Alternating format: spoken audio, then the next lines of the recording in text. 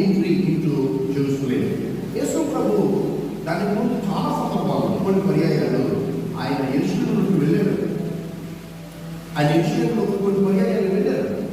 కానీ ఇప్పటికీ చాలా ప్రత్యేకత సంతరించుకుంది.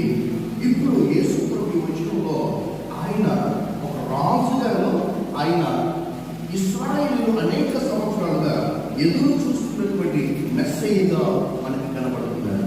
దేవునికి స్తోత్రం. హల్లెలూయా.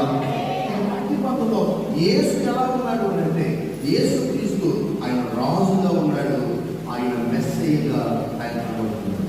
ఈరోజు who is Christ in your life? ఎవరు యేసు నీ జీవితంలో ఉన్న స్థానం ఏమిటి? ఆయనంటే నీకున్న అభిప్రాయం ఏమిటి? ఆయన ఎలా చూస్తున్నావు, ఆయనను ఎలా అర్థం చేసుకున్నావు అనేటువంటి విషయాలు మనము ఈ వాక్యంలో నుంచి మనం